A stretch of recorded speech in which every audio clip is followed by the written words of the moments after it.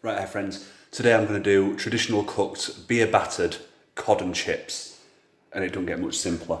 All you need is some nice cod, some beer, some way to cook it. Right, I'm just going to put a disclaimer out at the start of this video because I'm aware that the old channel had about 90 videos and I'm not just some dude who deep fries everything, just to get that out of the way. Right, I'm going to just put about 3 or 4 tablespoons of self-raising flour into a bowl, about half a teaspoon of salt and about 1/4 teaspoon of white pepper.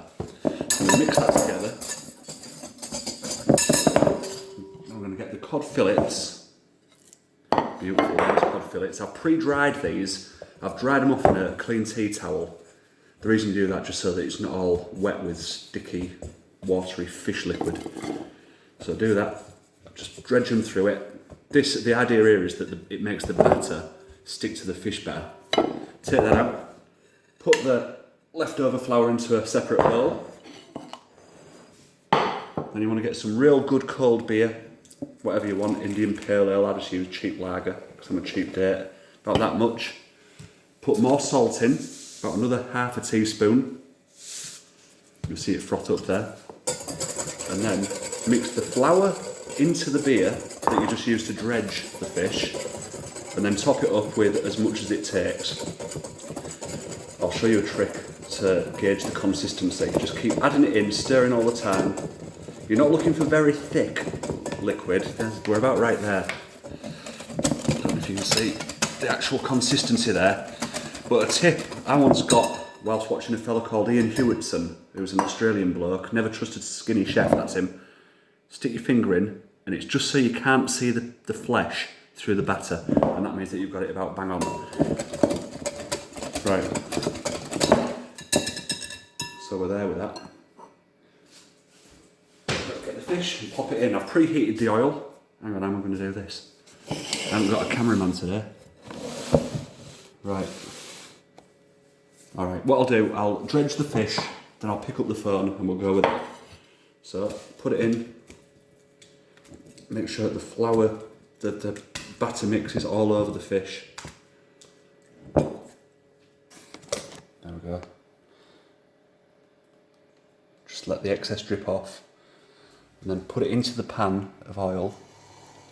You'll hear it start to bubble. Just hold on to the end until it starts to float. There, do you see how it just rose up? Now just let the last bit drop in. I'm struggling to film this. Right, friends, I'm going to do the next one, then we'll just have a little chat, and then we'll go with it. Bye-bye, friends.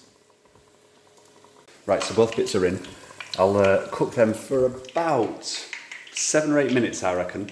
I'll turn them over in 3 or 4 minutes. Sometimes when you turn them over, they'll try to pop back round. That's because the batter's doing what it's supposed to do. It's kept the fish separate from the oil. So you get air pockets, obviously air, buoyancy and all the rest of it. If you know about flat earth, you know about buoyancy and density.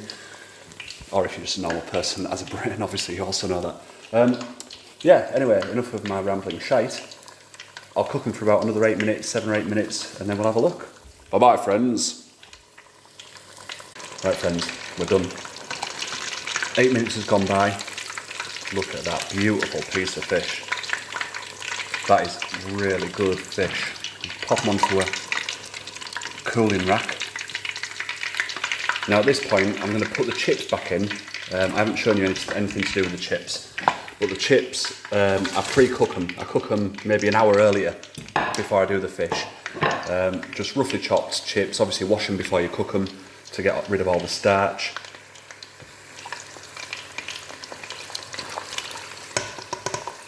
After you've finished the fish, just pop them in for another 5 minutes and you'll end up with some beautiful double cooked chips to go with the beautiful cooked cod.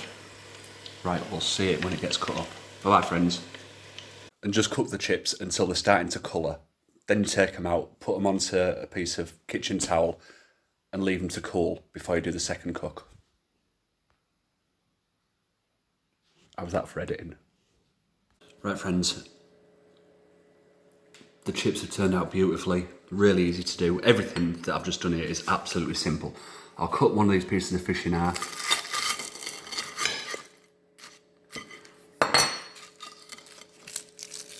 There you go. You can just see it beautifully, beautifully. It almost steams itself inside the batter. Yeah, I'm struggling to film this. I'll just have a munch.